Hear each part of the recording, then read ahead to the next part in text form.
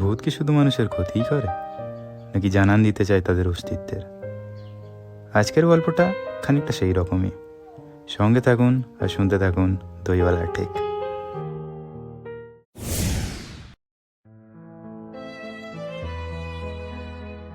চাঁদের আলো এসে রাত ছিল অস্বাভাবিক রকমের শান্ত। কবরখানার চারিদিকে ঝোপঝাড়, ভাঙা শাল গাছ, আর তার মাঝে সারি সারি পুরনো কবর। বাতাসে শিউলি আর ধূপের গন্ধ মিশেছিল, কিন্তু তার ভেতরে লুকিয়ে ছিল এক অজানা ভয়। যেন এই জায়গাটা শুধু মৃতদের নয়, আরো কিছুর বাসস্থান। গ্রামের লোকেরা বলতো, গভীর রাতেই কবরস্থানে এক অদ্ভুত দৃশ্য দেখা যায়। এক মেয়ে নাকি নাচে, তার নাম আনারকলি। তাই সবাই একে ডাকতো কবরে নাচে আনারকলি। আনারকলির গল্প বহু পুরনো। অনেক বছর আগে সে ছিল রাজদরবারের নৃত্যশিল্পী। তার নাচ ছিল আগুনের মতো, একবার দেখলে ভুলে যাওয়া যায় না। রাজাও নাকি তার নাচ দেখে মুগ্ধ হতেন। কিন্তু সমস্যা হয়েছিল ভালোবাসা নিয়ে।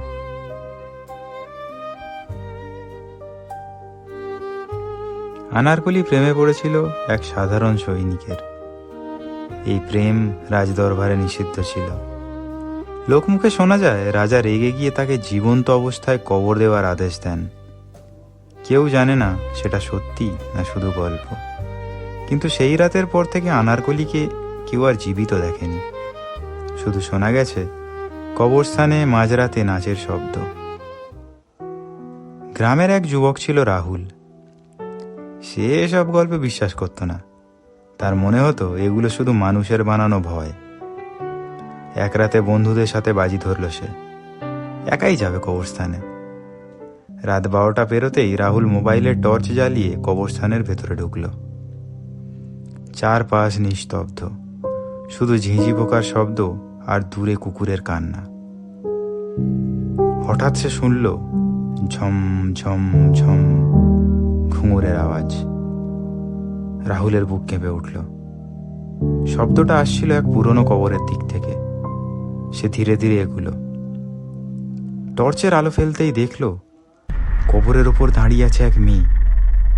লাল শাড়ি, খোলা চুল, ফ্যাকাশে মুখ, কিন্তু চোখ দুটো অদ্ভুত রকমের উজ্জ্বল।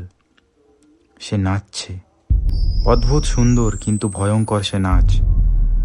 মনে হচ্ছিল তার পা মাটিতে পড়ছে না, যেন বাতাসের উপর ভাসছে সে। রাহুল কাঁপা কাঁপা গলায় বলল, তুমি কে?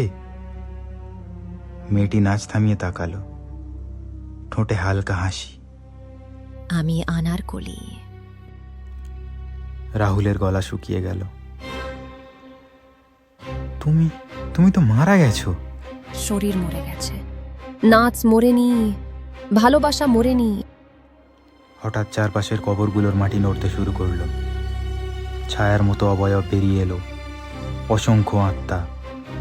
সবাই দাঁড়িয়ে তাকিয়ে আছে আনারকলির দিকে, যেন তারা দর্শক। আনারকলি আবার নাচ শুরু করলো। এবার তার নাচে আনন্দ ছিল না, ছিল কষ্ট। প্রতিটি ঘূর্ণনে, প্রতিটি পায়ের শব্দে যেন লুকিয়েছিল কান্না আর অভিমান। সে বলল, আমি 100 বছর ধরে নাচছি, কেউ আমার গল্প শোনেনি, সবাই শুধু ভয় পেয়েছে। কিন্তু আমি ভয় দেখাতে চাই না, আমি মুক্তি চাই। রাহুলের চোখ ভিজে গেল।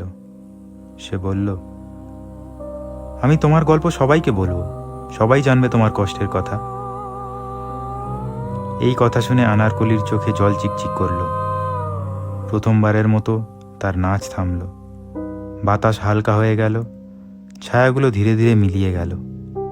আনারকলি মৃদু স্বরে বলল, আজ আমার নাচ শেষ হলো। তার শরীর ধীরে ধীরে চাঁদের আলোয় মিলিয়ে গেল। শুধু ঘুঙুরের একটা শব্দ বাতাসে ভেসে রইল শেষ বিদায়ের মতো। পরদিন রাহুল গ্রামে সব কথা বলল। কেউ বিশ্বাস করলো, কেউ করলো না। কিন্তু সেই রাতের পর থেকে আর কেউ আনারকলিকে দেখেনি।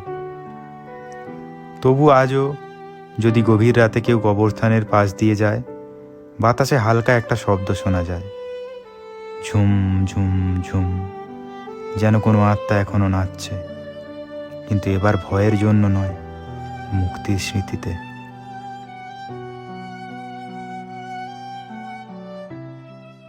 আনারকলি তো মুক্তি পেয়ে গেল, কিন্তু আপনারা কি মুক্তি পেলেন? যদি না পেয়ে থাকেন তাহলে এখনই সাবস্ক্রাইব করুন দইওয়ালা টেক। দেখা হচ্ছে পরের গল্পে।